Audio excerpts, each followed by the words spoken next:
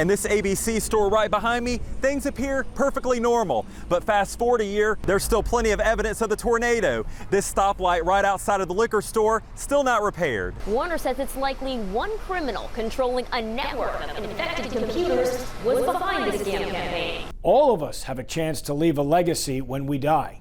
It's as easy as checking a box when you get your driver's license.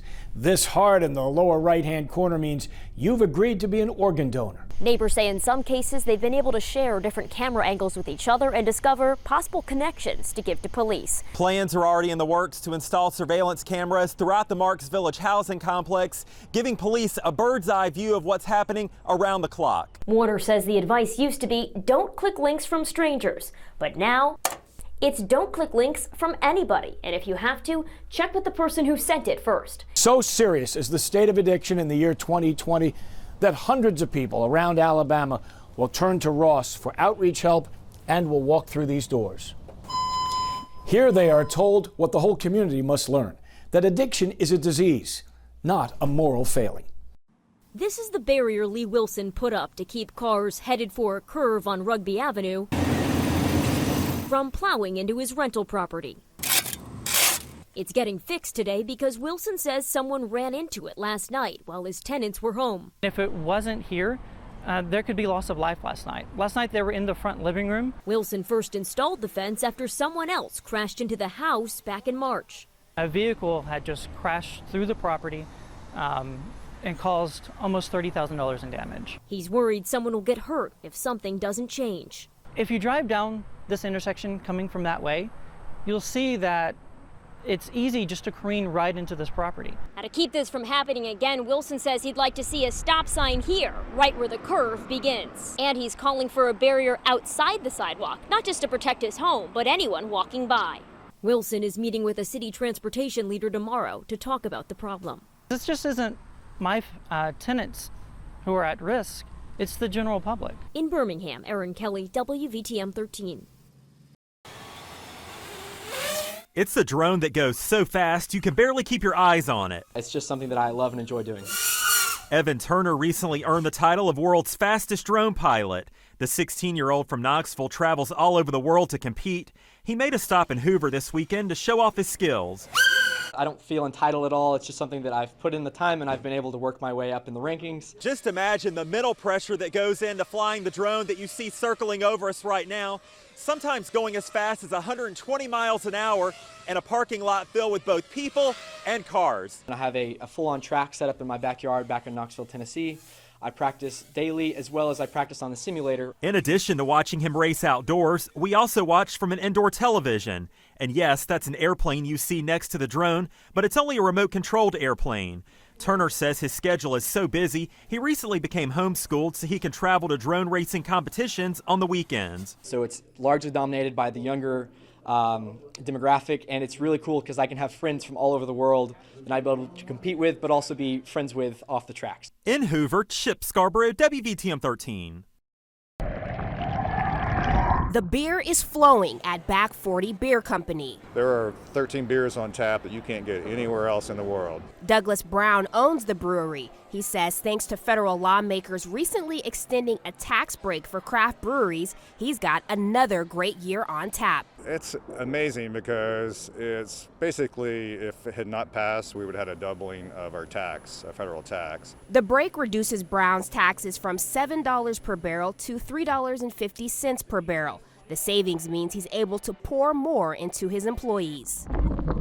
It gives us an opportunity to give incentives, especially for our management staff, and really looking to invest in additional locations for us. And with Brown's taxes cut in half, it ensures his customers' glasses stay sudsy.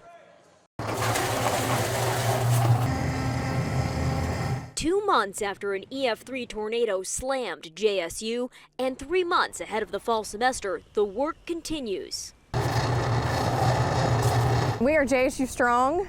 We are moving forward towards the fall, making plans. JSU's housing plans now include 400 pieces of furniture, trucked more than 700 miles from Texas Christian University. They said that they were replacing some furniture in their residence halls, and they wanted to make sure it went to good use. Housing Director Brooke Lyon estimates the tornado impacted 240 living spaces on campus and about 1,300 off campus. These are the microfridge units. This was the first load of furniture that came Wednesday. Inside a storage warehouse, JSU staff recognized TCU with the Fear the Frog hand gesture alongside JSU's Fear the Beak. It just goes to show that, you're not alone when tragedy strikes, that we're a community no matter where we are. JSU says it's been doing an inventory of the furniture and plans to share it with students who lost apartments and people here in the community who might need it too. In Jacksonville, Erin Kelly, WVTM 13. In a 38-page document unsealed this month, federal prosecutors outlined what they call a Russian conspiracy designed to divide the American public and spread distrust in the political system. An affidavit says the people involved operated social media pages posing as Americans. A lot of the things that we're just broadly rebroadcasting, if we trace them back to the origins, they're being created by foreign governments who want to harm our country. According to the affidavit, members of the conspiracy used different Twitter accounts to post about last year's special Senate race in Alabama. One appeared to support Doug Jones. Another encouraged voters to choose Roy Moore. What we learn as we look at the two sides of their argument is they don't care who wins. They just want there to be a big fight. The document says one of the accounts had more than 30,000 followers by this year. But when you look it up now, it's suspended. A team at UAB has been analyzing millions of tweets from trolls, trying to learn more about behavior patterns. We have evidence of some of these Russian troll accounts, at least claiming to be from Alabama since even December of 2015. Be careful before you retweet because it can cause damage that you might not realize. Erin Kelly, WVTM 13. It's a delicate dance crews perform over and over, lowering a chunk of concrete as heavy as 2 fully loaded dump trucks to form a column. They'll get those in place and get them stabilized, and then they'll start setting the segments to connect those columns, which we call the span between each column. The new bridges will be made up of 2,300 segments designed to fit together like puzzle pieces. They're made off-site near the airport, and AlDOT says 200 of them are in place so far. Bundles of steel cables called tendons will run through the segments and be tightened, keeping it all together. It is a huge operation. It's probably second to none of any other project we've had in the state for a long time. Close to 500 people are working on the big build from 6 different sites. AlDOT says the project is on schedule and spring storms haven't been a problem. Drivers have been adjusting to the detours. We have had an influx of trucks because they're utilizing the detour to come through downtown. But other than that, it's working quite well. We're excited about this project and we're anxious to see it put in place. It was amazing. It was absolutely amazing, the force and the power. Among the things scattered from the home Howard Bishop and his wife shared for 40 years. It's not from any tree in our yard. Is what's left of a tree limb he thinks is the one that flew through a wall like a missile and cut open his head. My wife and I were down in the hallway on our knees, and I was covering her up, and it comes through the wall and just kind of clips me. His head still bleeding, the roof gone. They made it out, trying to get to a car. We had pulled the car up here and put a tarp over it to keep it from getting hail damaged. You can see the garage doors on top of it now. With help from family, Bishop got to a hospital and came back to see what they lived through. That's part of our roof there. And what is left. What's amazing is this china cabinet still has glasses in it that are unaffected. Grateful through it all. I mean, we've got our lives. You're standing here. This is awesome. Yeah, I'm standing here talking to you. And I can't wait to see what blessing is going to come out of all this. Jamie thinks she's taking part in a competitive Christmas wrapping contest. 3, 2, 1, stop! She's not. Her twin brother, John Langford, Army Specialist John Langford, who missed her wedding, who hasn't been home for a year and a half, who's been deployed in Alaska and Afghanistan, is home this night.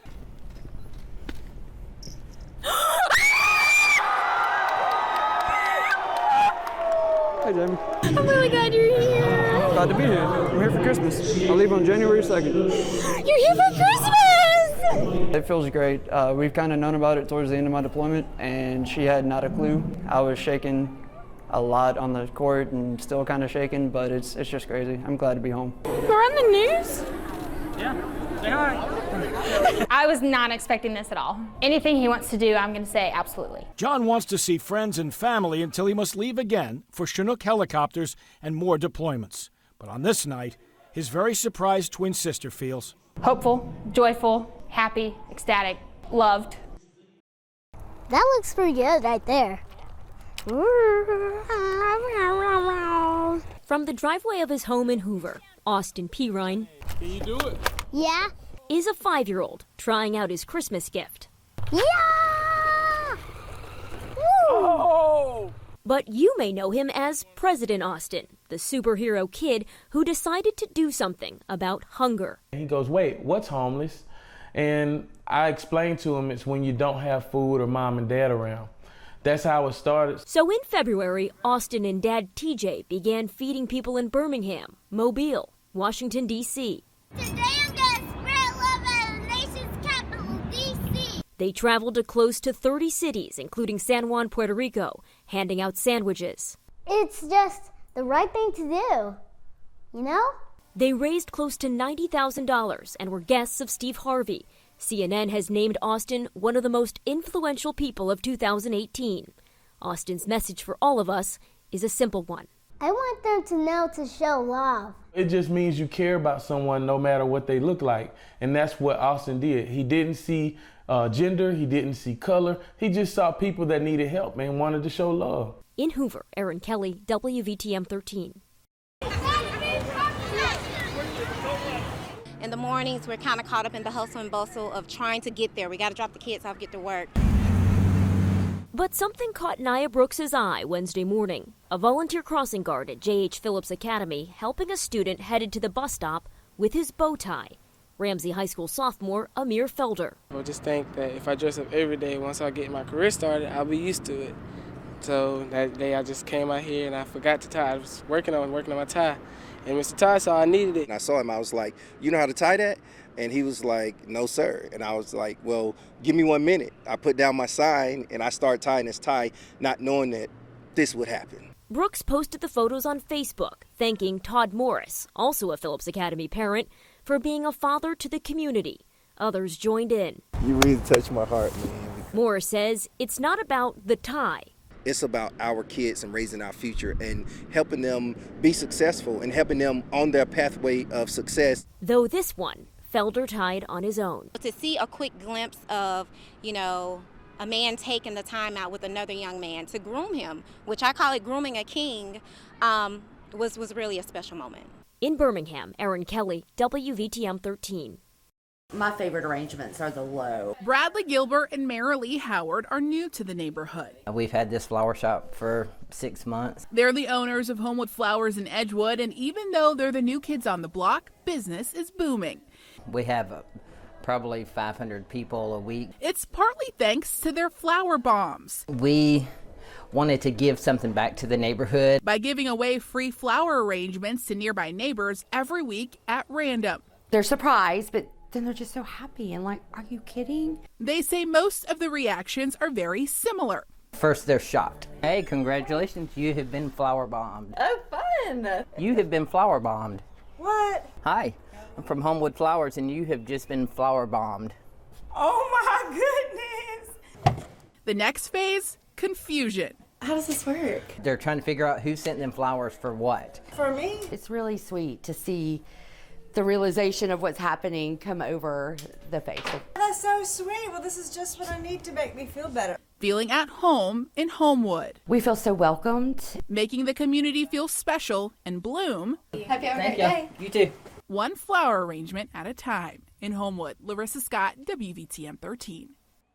You can expect to be back in the dark ages, so to speak. Angie Denmark says she moved into the Glen Ridge neighborhood in October. She'd done her research. I checked the utility bills. I knew we were on private water and sewer. But it never occurred to her to see if the neighborhood had internet access. When we moved in and realized we didn't have internet, it actually was a deal breaker for us. She says she's made several attempts to get online, and going without has been costly. You're talking anywhere between $300 and $600 a month, depending on data usage. If you have any kids that play games in the house online. Denmark says some people have left the neighborhood because of the issue, and now she has a for sale sign in front of her home. In January, Governor Kay Ivey announced Glen Ridge would be one of 7 Alabama communities to get high-speed internet through a grant program. Nearly $30,000 has been set aside for Charter Communications. We contacted the company to try to find out when the neighborhood would be online. A spokesperson told us, as the grants were recently awarded, it is premature to speculate on a construction timeframe at this time. In Tuscaloosa County, Erin Kelly, WVTM 13.